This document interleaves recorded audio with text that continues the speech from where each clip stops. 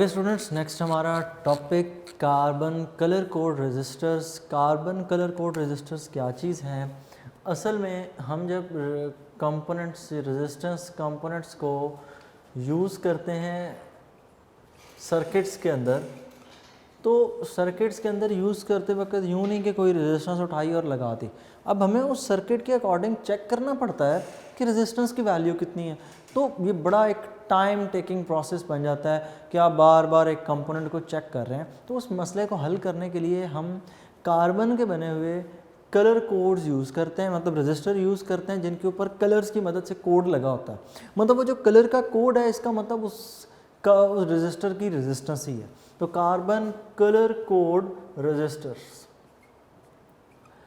Carbon colour code resistors बने होते हैं कार्बन के और सिरामिक मटेरियल्स के, ठीक है। और बनाने के बाद इनके ऊपर कलर्स लगा दिए जाते हैं। इन कलर्स की तादाद 3 भी हो सकती है, एक वक्त में 4 भी हो सकती है, ठीक है। कितना कलर्स की तादाद है वो 3 भी हो सकती है, 4 भी। सपोज मैंने कार्बन और सिरामिक मटेरियल के कॉम्बिनेशन से एक रजिस्टर बनाया। इस रजिस्टर को बनाने के बाद मैंने इसके ऊपर रेजिस्टेंस की वैल्यू नहीं लिखी, मैंने उसकी जगह पर क्या किया, एक कोड लगा दिया। और वो कोड कलर्स की फॉर्म में है। और वो कोड कितने कलर्स में हो सकता है? 3 भी उस पर बैंड हो सकते हैं कलर्स के, 4 बैंड्स भी हो सकते हैं। सपोज उसके ऊपर 3 बैंड्स हैं, 1 बैंड नंबर 2 और ये उसके ऊपर कोई तीसरा बैंड नंबर 3 है। ये भी मुमकिन है कि उसके ऊपर 4 बैंड्स हों, 4 बैंड्स हों। तो कुछ सिचुएशन आपके लिए यूँ बनेगी कि बैंड नंबर 1, 2, 3 अप टू 4 ये उस बैंड नंबर 1 आ गया। नेक्स्ट ये band number 2, band number 3, next आ गया ये बैंड नंबर 4। अब इन कार्बन कलर कोड रजिस्टर्स में एक तरतीब है कलर्स की। सबसे पहले है ब्लैक, दूसरी है ब्राउन, तीसरा कलर है red, fourth colour is orange, next is yellow, next is green, next is blue, next is violet, next is gray and the last one is white। मतलब ये जो पहले 3 बैंड्स हैं इनका कलर इन्हीं में से कोई होगा। और ब्लैक के लिए नंबर है 0, ब्राउन के लिए नंबर है 1, red 2, orange 3, yellow 4, green 5, blue 6, violet 7, grey 8 और वाइट 9 कलर। तो ये इन कलर्स की एक बिल्कुल तरतीब है, आपको इसी तरह याद रखनी है। पहले 3 कलर्स इसी तरह के होंगे। मतलब इस बात का ये है कि मैं कह देता हूँ ये कलर है, suppose it is red, this colour is this is red, this second colour is green, this third color let's say it is orange। तो पहले 3 कलर्स तो यही होंगे। फोर्थ कलर क्या होगा? फोर्थ कलर या तो एग्जिस्ट ही नहीं करता जिस तरह ऊपर बनाया, अगर एग्जिस्ट करता है तो फोर्थ बैंड में 2 कलर हो सकते हैं, either it can be gold और सिल्वर। ये या तो गोल्ड हो सकता है या फिर सिल्वर हो सकता है। मैं अभी कंसिडर कर रहा हूँ इट इज़ गोल्ड। तो अब 4 कलर मैंने एक रजिस्टर बनाया, उसके ऊपर ये 4 कलर्स लगाए। तो इन 4 कलर्स के पीछे रेजिस्टेंस एक है कि इस कार्बन कलर कोड रजिस्टर की रेजिस्टेंस कितनी है। तो उसके लिए कुछ रूल्स हैं। उसके लिए रूल्स ये हैं कि सबसे पहली चीज़, पहला कलर है ना रेड, तो इसका नंबर ढूंढें कितना है, 2। तो उस नंबर को लिख दें 2। पहला कलर पहला नंबर। दूसरा ग्रीन, तो ग्रीन यहाँ पर हमने मेंशन किया 5 पे, दूसरा कलर उसका number. Third orange, where there is orange it is 3। तो तीसरा नंबर, तीसरा कलर, जो नंबर उतने ज़ीरोस, ऑरेंज है ना, नंबर उसका 3 है, 3 ज़ीरो लगा दी। पहला कलर, पहला नंबर, रेड का नंबर 2, दूसरा कलर ग्रीन, ग्रीन का नंबर 5, दूसरा कलर, दूसरा नंबर, तीसरा कलर, तीसरा बैंड ऑरेंज, तो जो नंबर उतने ज़ीरोस। और गोल्ड है तो गोल्ड लगा हुआ है तो आपने साथ इसके लिखना है ±5%। अगर गोल्ड का केस है तो हम इसके साथ लिखेंगे ±5%। ±5% का मतलब इसकी ये रेंज है कि इस 25,000 से 5% कम, 25,000 से 5% ज़्यादा। तो नेक्स्ट हम अब कैलकुलेट करेंगे कि ये 25,000 का 5% बनता कितना है। 25,000 मल्टीप्लाई बाय 5 डिवाइडेड बाय 100, तो ये हमारे पास आंसर आता है 1250। तो हम यूँ लिख लेंगे इसके 25,000 प्लस माइनस ये 5%, 25,000 का निकालना है, तो ये आपके पास आंसर आएगा 1250। नेक्स्ट चीज़, नेक्स्ट इसमें अब हमने ये करना है कि इस वैल्यू को इसमें से सब्ट्रैक्ट कर दें, इसी वैल्यू को इसमें ऐड कर दें। पहले करेंगे आप सब्ट्रैक्शन करके लिखते हैं 25,000 माइनस 1250, तो ये हमारे पास आंसर आता है 23750। और अगर हम ऐड करें तो ऐड करके हमारे पास आंसर आएगा 26250। ये आंसर आ गया ऐड करने के बाद। मतलब इस बात का ये हुआ कि कार्बन कलर कोड, ये जो कार्बन कलर कोड बना हुआ है, इसकी रेजिस्टेंस 23,750 से लेकर 26,250 तक है, ये उसकी रेंज। फिर देख लें स्टेप्स। सबसे पहले कलर था रेड, रेड का नंबर 2 लिख दिया। दूसरा कलर ग्रीन, ग्रीन का नंबर 5 लिख दिया। तीसरा कलर ऑरेंज, जो नंबर उतने ज़ीरोज़, ऑरेंज का नंबर 3, कितने ज़ीरो, 3 लगा दिए। चौथा कलर गोल्ड, गोल्ड के केस में हमने कितना लिखा, 5%। ये क्या चीज़ है, इस 5% को हम लोग नाम देते हैं, it is called tolerance. Tolerance का मतलब होता है इन अ सेंस रेंज, कि इतनी वैल्यू की वेरिएशन हो सकती है कमी बेशी के साथ, तो ±5%। फिर हमने इस 25,000 का 5% निकाला, विच इज़ इक्वल टू 5% आपने यूँ निकालना है 25,000 जितनी भी वैल्यू है उसको मल्टीप्लाई करना है 5/100 से, तो ये आपने उसका 500 निकाल लिया, दैट कम्स आउट एज 1250। इस 1250 को पहले सब्ट्रैक्ट कर दें इसमें से, फिर 25,000 में इसको ऐड करके लिख दें, तो ये रेंज है कि छोटी वैल्यू और बड़ी वैल्यू, पहले छोटी लिखिएगा, माइनस पहले कर लीजिएगा, ये गलती नहीं करनी। अब हम एग्जांपल थोड़ी सी चेंज करते हैं। हम एग्जांपल चेंज करके एक नई बनाते हैं कि एक कार्बन कलर कोड रजिस्टर है, पहला कलर रेड है, दूसरा कलर यहाँ से कोई पिक कर लेते हैं, दैट इज़ वायलेट 7, तीसरा कलर जो उसके ऊपर बना हुआ है दैट इज़ येलो, और चौथा जो कलर है दैट इज़ सिल्वर। पहला colour red, violet, yellow and silver. Red का नंबर 2, पहला कलर, पहला नंबर 2, वायलेट, दूसरा कलर, दूसरा नंबर 7, येलो, तीसरा कलर, जो नंबर उतने ज़ीरोस, 4, येलो का नंबर 4, तो कितने ज़ीरो, 4, 1 2 3 4, और सिल्वर के लिए आपने लिखना होता है ±10%। गोल्ड की टॉलरेंस कितनी है, 5%, सिल्वर के केस में टॉलरेंस कितनी है, 10%। ओके, 10% निकालें इस 2,70,000 का, it will come out as 27,000।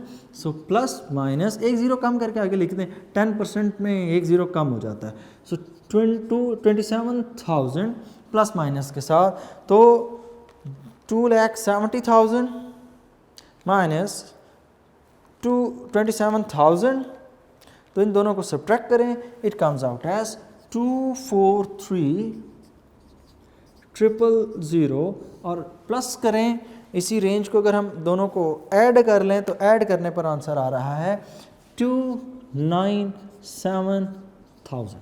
तो रेजिस्टेंस कितनी होगी, इतने ओहम्स से लेकर इतने ओहम्स तक। सेम यहाँ पर भी इसी तरह यूनिट को रिप्लेस कर दें।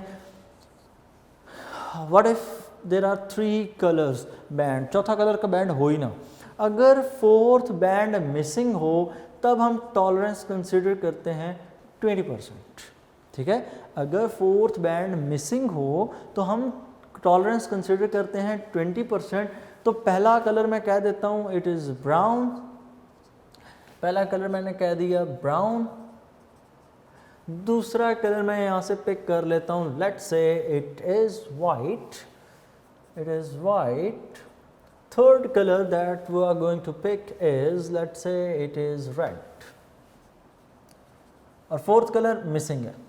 तो ब्राउन पहला कलर, पहला number brown 1, white number 9, red number 2, जो नंबर तीसरे का उतने 0। पहला कलर पहला नंबर वाइट, दूसरा कलर दूसरा नंबर रेड, तीसरा कलर जो नंबर उतने जीरोस, प्लस माइनस। चौथा बैंड नहीं है, फोर्थ बैंड ना हो तो 20%। 1900 का 20%, 1900 मल्टीप्लाई बाय 20 डिवाइडेड बाय 100, तो हमारे पास आंसर आता है 380। तो 380 1900 प्लस माइनस 380, तो इसमें से 1900 minus answer it comes out 1520 ohms, और प्लस करने पर ये आंसर हमें कितना मिलेगा, इन दोनों को ऐड कर लें, इट विल बिकम 2280 ओहम्स। तो ये है जी कार्बन कलर कोड रजिस्टर को निकालने का, फाइंड करने का तरीका। फिर सुन लें सिंपल से रूल, पहला कलर पहला नंबर, दूसरा कलर दूसरा नंबर, तीसरा कलर जो नंबर उतने ज़ीरोस, चौथा कलर या तो होगा गोल्ड या होगा सिल्वर। गोल्ड है तो 5%, सिल्वर है तो plus minus 10%, and this is called tolerance. और अगर चौथा कलर है ही नहीं तो तब tolerance will be equal two plus minus 20%। ठीक है, और फिर उसी तरह आपने कैलकुलेशन करनी है। एक्सरसाइज के अंदर दो शॉर्ट क्वेश्चन है इसी टॉपिक के ऊपर, बाकायदा तौर पर कार्बन कलर को रजिस्टर बनाए गए हैं, उनको आपने खुद से सॉल्व करना है। ठीक, हम जब एक्सरसाइज में पहुंचेंगे तो वहाँ पर मैं आपको एक दफ़ा फिर से रिपीट करवा दूंगा, वहाँ पर ये क्वेश्चंस दोबारा से डिस्कस हो जाएंगे। नेक्स्ट अब दूसरे हिस्से में हम डिस्कस करेंगे कि यहाँ पर जो टॉपिक है वो है रियोस्टेट। सो स्टूडेंट नेक्स्ट हमारा टॉपिक आ गया जी रियोस्टेट। रियोस्टेट क्या चीज़ है? Rheostat is a variable resistor.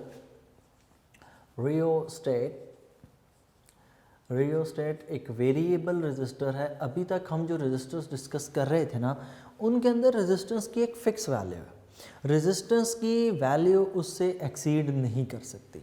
अब रियोस्टेट के केस में क्या है, हमने एक ऐसी डिवाइस बनाई जिसकी मदद से हम रेजिस्टेंस को चाहें तो कम कर लें, चाहें तो ज़्यादा कर लें।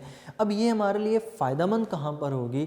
तो ये हमारे लिए फ़ायदेमंद उन तमाम तर जगहों पर होगी जहाँ पर हम एक्सपेरिमेंट्स कर रहे होते हैं। अब एक्सपेरिमेंट में ये मुमकिन नहीं होता कि एक रजिस्टर लगा हुआ है और रिक्वायरमेंट चेंज हो गई, रजिस्टर अब उठा के वो हटा दें, नया लगाएं, रिप्लेस करते वक्त बहुत टाइम कंज्यूमिंग ये काम होता है।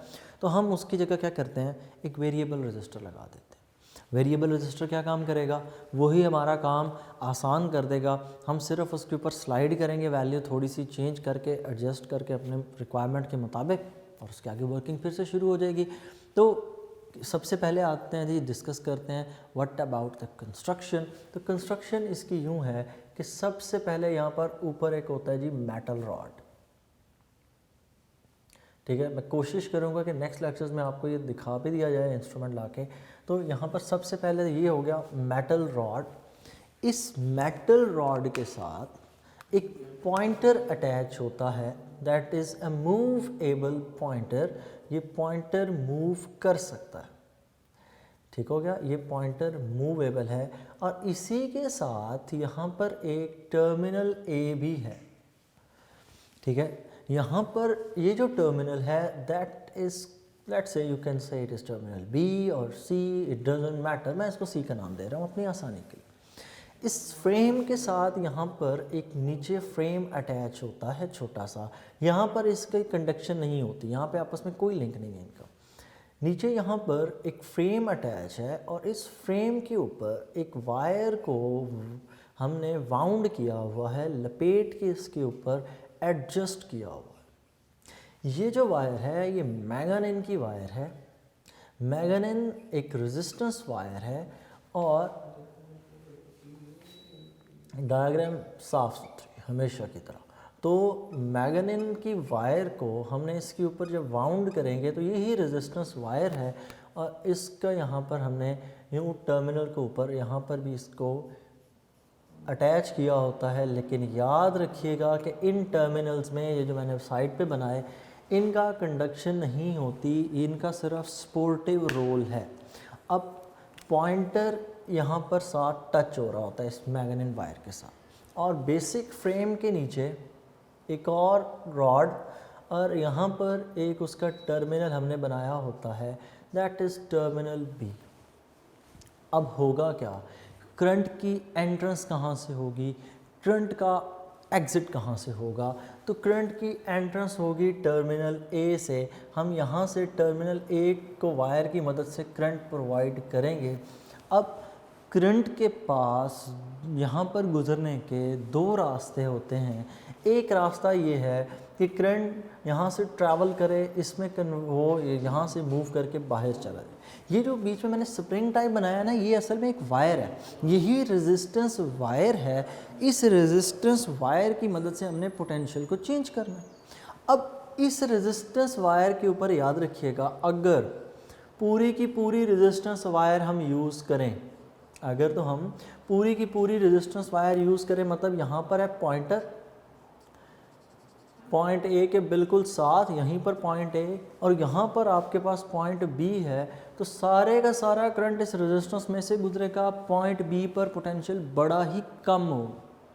फिर देख लें, मैं पॉइंटर को यहाँ से स्लाइड करके इधर ले आया, इस पॉइंट पर आ गया पॉइंटर, करंट पास करेगा पॉइंटर से होकर रेजिस्टेंस में, पूरी की पूरी रेजिस्टेंस उसको यूटिलाइज करेगी और पॉइंट बी पर आएगा। और इस केस के अंदर अंडरस्टूड है रेजिस्टेंस बहुत ज़्यादा है तो करंट की वैल्यू कम होगी, पोटेंशियल भी काफ़ी ड्रॉप कर जाएगा।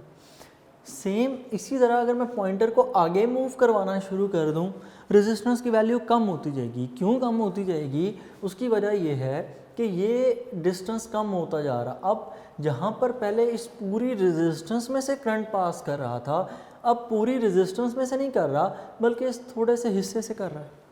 मतलब बात का यूँ समझे ना कि पहले आपने वायर यहाँ लगाई, यहाँ से आउटपुट ली, पूरी की पूरी रेजिस्टेंस यूज़ हुई, ऑब्वियसली करंट की वैल्यू कम मिलने वाली है।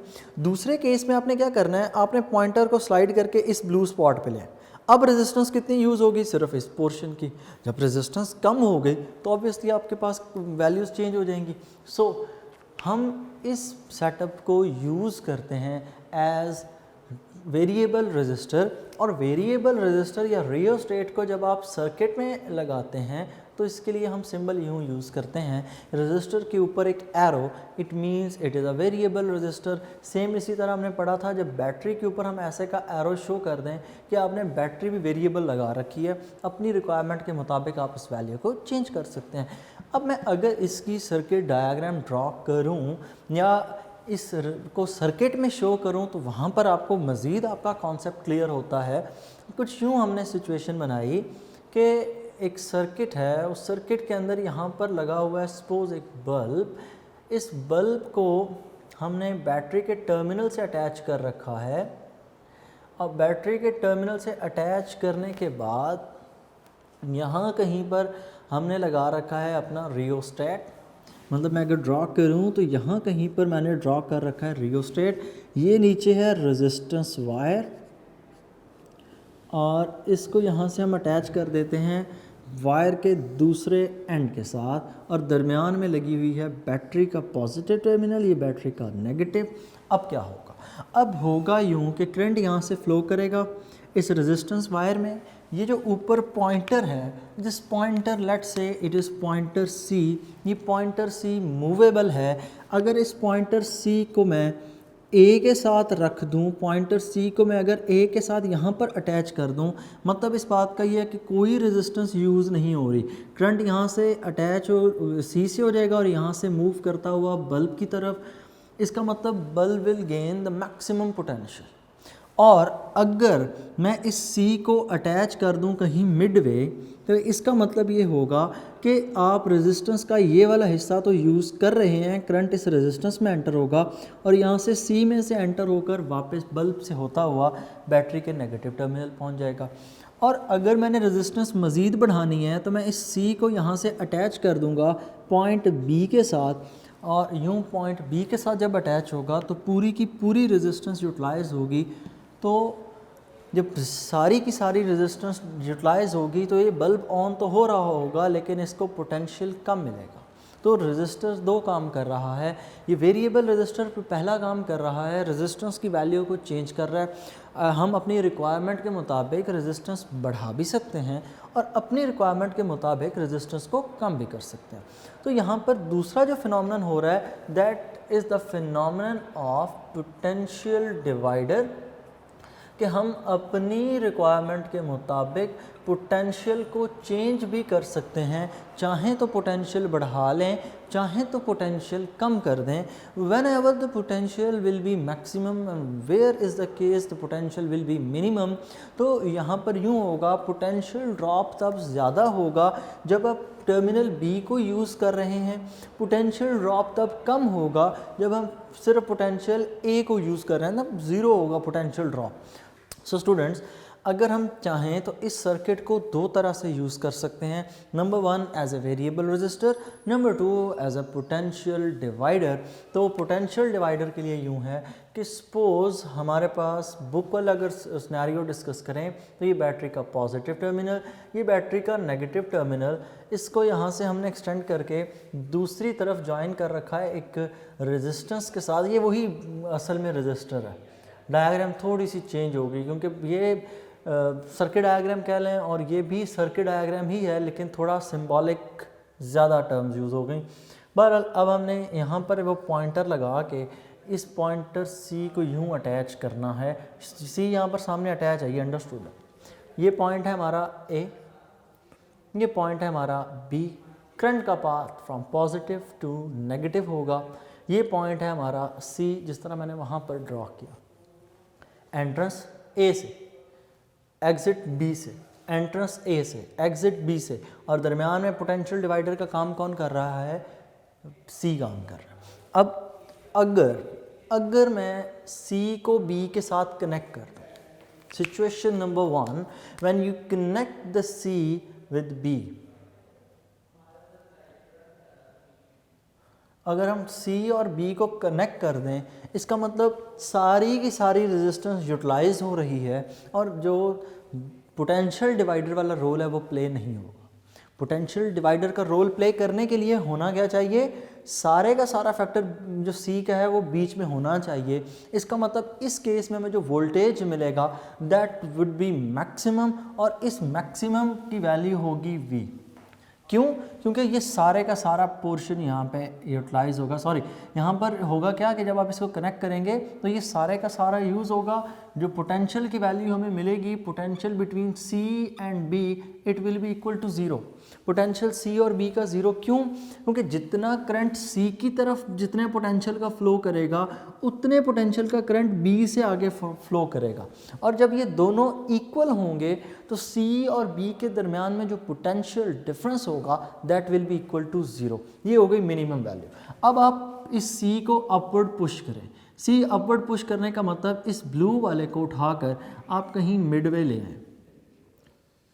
अब जब ये पॉइंट C पर C कहीं पर मिडवे आ गया तो अब सर्किट की टोटल रेजिस्टेंस पहले थी R, अब सर्किट की जो स्मॉलर रेजिस्टेंस ये यूज़ हो रही है दैट इज स्मॉल r।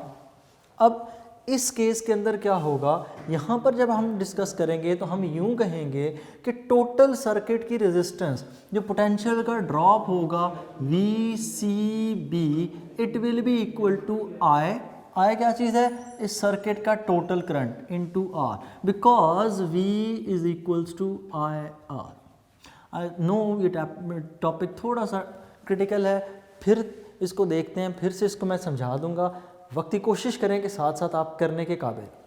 ये R क्या चीज़ है, C और B के दरमियान में रेजिस्टेंस, तो वो कितनी है, small r, V is equal to I R, V C B is equal to I R. यहाँ से मैं कहूँ V C B is equal to, इस फार्मूले से लिखें I की वैल्यू, तो I is equal to V over R, so you can write it as V into R over R। ठीक हो गया। अब ये पॉइंटर वाली सारी डिस्कशन फिर से, नंबर 1, सबसे पहला पॉइंट आप यूँ करें, चीज़ों को आसान करते हैं, ये है ही नहीं, होगा क्या, करंट आए यहाँ से फ्लो करेगा, बी में से गुज़रता हुआ बैटरी के नेगेटिव टर्मिनल में, सिचुएशन कंप्लीट। इस दौरान जो पोटेंशियल का ड्रॉप होगा, that potential drop will be equal to V, और ये कौन से दो टर्मिनल्स के दरमियान में होगा, ये ए और बी के दरमियान में है, which is equal to I R. I इस सर्किट का करंट और आर ये पूरी की पूरी रेजिस्टेंस ए और बी के दरमियान। अब आप यूँ करें, पॉइंटर ड्रॉ करें, पॉइंटर को हम ड्रॉ करते हैं पॉइंट ए पे, ये आ गया पॉइंटर वाला पोर्शन सी। जब पॉइंटर को आप इस पोजीशन पे भी ड्रॉ करते हैं, तब क्या होता है, मैक्सिमम करंट यहाँ से पोटेंशियल फ्लो करेगा, सो मैक्सिमम जो हमें वैल्यू मिलेगी पॉइंट सी से, वो वही मिलेगी जो बैटरी वी प्रोवाइड कर रही है। क्यों? क्योंकि करंट गुजरने के लिए हमेशा आसान रास्ता फॉलो करता है, वो दरमियान से नहीं जाने वाला, वो सी में से फ्लो करके निकल जाएगा यहाँ से नेगेटिव टर्मिनल। तो इस केस में हमें जो पोटेंशियल मिलेगा वो मैक्सिमम वैल्यू होगी, and maximum value will be equal to V, potential की मैक्सिमम वैल्यू। नेक्स्ट, और ये पोटेंशियल कौन सा होगा, ये सी और बी के दरमियान में होगा, मतलब मैक्सिमम के केस में V C will be equal to V. कब?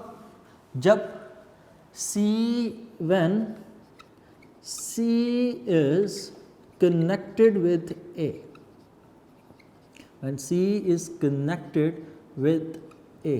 अब नेक्स्ट चीज़, इस C को नीचे मूव करें, नीचे मूव करवा कर हम C को किसी इस पॉइंट पर टच कर देते हैं। C को इस पॉइंट पर टच करने पे हम कह देते हैं C और B पॉइंट के दरमियान में जो रेजिस्टेंस है, C और B पॉइंट के दरमियान में ये रेजिस्टेंस का पोर्शन, मैं उसको क्लियर कर दूं, ये रेजिस्टेंस का पोर्शन है, इस रेजिस्टेंस के पोर्शन को हम नाम दे रहे हैं R। अब क्या होगा, अब हमारा टोटल पोटेंशियल दो हिस्सों में डिवाइड हो जाएगा। यहाँ पर क्या होगा, टोटल जो सर्किट का पोटेंशियल है वो कितने हिस्सों में डिवाइड हो जाएगा, it will B divided into two parts.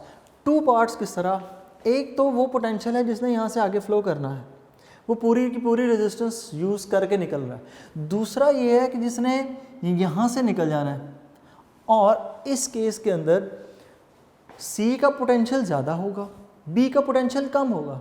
जो C तक पोटेंशियल ज़्यादा क्यों होगा, C ने इतनी सी रेजिस्टेंस यूज़ की, सिर्फ ये पोर्शन। B का पोटेंशियल कम क्यों होगा, क्योंकि वो पूरी की पूरी ये रेजिस्टेंस यूज़ कर रहा है। दो अलग अलग पोटेंशियल्स हैं, B के पास पोटेंशियल कम है, C के पास पोटेंशियल ज़्यादा है। क्यों?